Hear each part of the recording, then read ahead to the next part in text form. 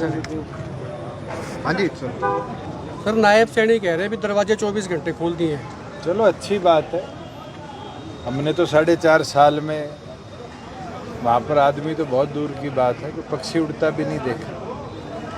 आज ये तो समझ आई कि जनमत के अंदर जनता की सुनवाई बहुत ज़रूरी है और अगर आज दरवाजे खुले तो जनता के काम भी करने के दरवाजे खोल कर काम ना करे तो जनता आगामी विधानसभा में इससे बुरा हशर भी दिखाने का काम करेगा। हमने तो 10 जिलों के अंदर साथियों से चर्चा करी थी और 100 दिन के रोड मैप के साथ डॉक्टर अजय सिंह चौटाला जी के आदेश अनुसार प्रदेश के प्रत्येक घर तक पार्टी को पहुंचाने का और कैसे नए साथियों को जोड़ा जाए संगठन में, उस कार्य को लेकर एक एक कार्यकर्ता मैदान में उतरेगा और मजबूती के साथ आगामी लड़ाई लड़ेगा। इस यूटर्न सरकार की पोल खोलने का भी काम करेगा। जिस प्रकार से आज चाहे प्रॉपर्टी आईडी पे यूटर्न लेने की बात हो, परिवार पहचान पत्र पे यूटर्न लेने की बात हो, सरपंचों की लिमिट में यूटर्न लेने की बात हो, साफ दिखता है कि जो कार्य खट्टर जी ने करे थे, सैनी जी उन सब पे यूटर्न लेना शुरू कर चुके हैं। और मेरे पास तो आज आयुर्वेदिक डॉक्टर आए थे, जिस तरह का प्रतिबंध रोज़गार में उन पर लगाया है, ये साफ दिखता है कि हरियाणा के लोगों को रोज़गार से वंचित करने के लिए हरियाणा सरकार कदम उठा रही है और जल्द इसके लिए भी और अन्य जो विषय लॉ एंड ऑर्डर के हैं, हम माह महीम को मिलकर जैसे ही 22 जिले कवर होंगे ज्ञापन भी सौंपेंगे कि प्रदेश के लॉ एंड ऑर्डर सिचुएशन को तुरंत कंट्रोल में लिया जाए, क्योंकि गृह मंत्री के तौर पर नायब सैनी पूरी तौर पर विफल रहे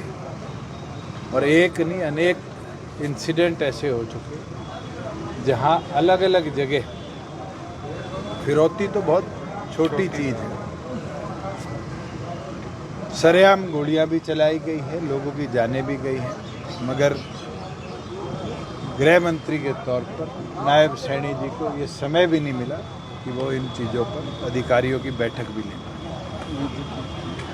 जो प्रॉपर्टी आईडी का है, फैमिली आईडी का जो इशू है, जब आप उनके साथ सहयोगी थे तो क्या कभी कोई चर्चा हुई थी? उठाते रहे हैं, निरंतर कई चीज़ों में बदलाव भी लाई। जैसे एक रिस्ट्रिक्शन लगाई थी कि बिजली का बिल 6000 होगा, उसको चेंज कराया, मगर जो रीवेरिफिकेशन की बात करी जाती है, आज सबसे बड़ा लैप्स तो रीवेरिफिकेशन और रीवेरिफिकेशन के अंदर पिछले 4 महीनों में जो एडीसी का दफ्तर है, क्रिड का दफ्तर है, वो एक तरह से अड्डा बन चुका करप्शन का। जो 2000, 4000, 10,000 रुपये दे देता है, उसकी तुरंत रीवेरिफिकेशन हो जाती है। और ये डाटा तो सैनी साहब क्रिड के रिकॉर्ड में निकाल के देख लें कि जिन लोगों ने 2-2 महीने 3-3 महीने पहले एप्लीकेशन डाली थी, उनके डिस्पोजल आज तक नहीं है। और कई ऐसे केसेस हैं जिनमें 48 घंटे में भी पैसे लेकर डिस्पोजल करे गए हैं। परिवार पहचान पत्र तो एक करप्शन का बहुत बड़ा अड्डा बन चुका है और जल्द तथ्यों के साथ इसकी भी हम पोल खोलेंगे। भूपेंद्र सिंह हुड्डा कह रहे हैं बीजेपी जा रही है, कांग्रेस आ रही है। पहले वो अपनी तो गारंटी ले ले कि वो रहेंगे नहीं रहेंगे। हाँ, तो वो 60 की बात करते, 60 सीटें जिताने के लिए क्या वो 60 कैंडिडेट कांग्रेस से हटकर कांग्रेस के सिंबल पर उतार पाएंगे? और अभी तो राज्यसभा का चुनाव है। आप लोगों ने मेरे आगे माइक लगाया था लोकसभा चुनाव में और पूछा था कि क्या सरकार अल्पमत में, मैंने कहा था है, पत्र भी भेजा महामहिम को। और उसके बाद जब पत्र चला गया और पत्र चले जाने के बाद कांग्रेस के विधायक भी भागकर गए, 2 गवर्नर को पत्र देकर आए।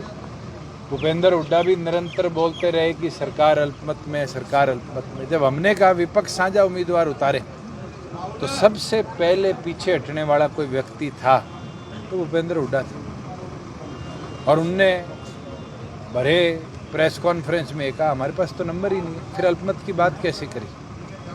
अगर आंकड़े नहीं हैं, विपक्ष को एक करने का दम नहीं रखते तो 60 लाने का दम कहाँ से रखते हैं? उन्होंने आपके पाले में गेंद डाल दी। उन्होंने कहा कि अगर मैं तो आज कहता हूँ एक साझा उम्मीदवार वो चुन ले, कोई शहीद के परिवार से चुन ले, कोई खिलाड़ी चुन ले, कोई ऐसा सामाजिक व्यक्ति चुन ले। और दे दूं सुझाव फ्री का, महावीर गुड्डू को ले लो। हरियाणा संस्कृति के अंदर पद्मश्री जीतने वाला तो इकलौता व्यक्ति है, मैं तो कहता हूं उनको चुन लो। नवीन जैन कह रहा है पहला हस्ताक्षर मैं करूंगा, दूसरा भूपेंद्र हुड्डा करने को तैयार है क्या? हमारे पास तो भानुमति का कुनबा था, 10 की बात करते हैं। मैं तो कह ही नहीं रहा, हमारे साथ 10 सिग्नेटरी है, सरकार गिरनी होगी, विप है। राज्यसभा के लिए पहला साइन मैं करूंगा, दूसरा भूपेंद्र हुड्डा करने को तैयार है। अगर वो तैयार हैं और वो सार्वजनिक तौर पर कहते हैं कि दूसरा हस्ताक्षर वो करेंगे, 9 ही प्रपोजर चाहिए। आज तो 44 की लड़ाई नहीं है, पहले उम्मीदवार तो हम उतारे। अगर वो तैयार है और अगर उनको नाम पे सहमति है, किसी पे भी, किसी शहीद के परिवार पर, कोई ऐसा व्यक्ति जिसने खेल के मैदान में बहुत अच्छा काम किया, सोसाइटी में बहुत अच्छा काम किया है, कला के क्षेत्र में जैसे महावीर गुड्डू है जिसने हरियाणा की संस्कृति को इतना बढ़ाया है, किसी एक व्यक्ति के नाम पे अगर उनकी सहमति है तो नाम के पेपर पे साइन करके दे दे। 9 साथियों के वोट और साइन अगर भूपेंद्र हुड्डा कर देते, मैं जुटाऊंगा। अरे नॉमिनेशन भरकर मैदान में उतरकर लड़ाई लड़ेंगे, तभी तो बीजेपी को झटका दे पाएंगे। मैदान छोड़ देंगे तो कौन झटका दे पाएगा? ये तो कमजोरी दिखती है नेता प्रतिपक्ष की कि कहीं ना कहीं ईडी सीबीआई से डर कर वो मैदान में उतरना ही नहीं चाहते। हमने हिम्मत दिखाई थी, निर्दलीय कार्तिकेय शर्मा को मैदान में उतारा था, हमने अपने 10 इकट्ठे करे थे, नहीं करे थे उस समय भी, और इकट्ठे कर कर वोट गिरवाए थे।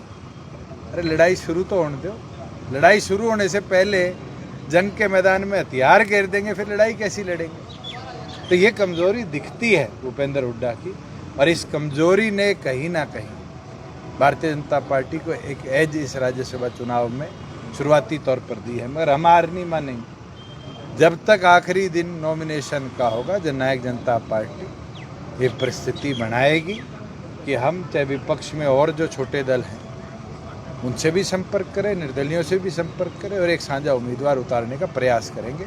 अगर 9 प्रपोजल हमें मिलते तो हमारा कैंडिडेट मैदान में होगा। आप भूपेंद्र हुड्डा से पूछ लेना, क्या उस समय भी वो आंकड़े मांगेंगे या वोट गिरने के लिए आएंगे? यार जिस तरह आर के आनंद के चुनाव में शाही बदली थी, शाही बदल कर फिर बीजेपी को जिताने का काम। जेजेपी चुनाव अकेले लड़ेगी या कोई अलायंस की संभावना? आज के दिन तो 22 जिलों का दौरा होगा और दौरा होकर प्रत्येक गांव को छुएंगे हमारे कार्यकर्ता, 90 की तैयारी करेंगे।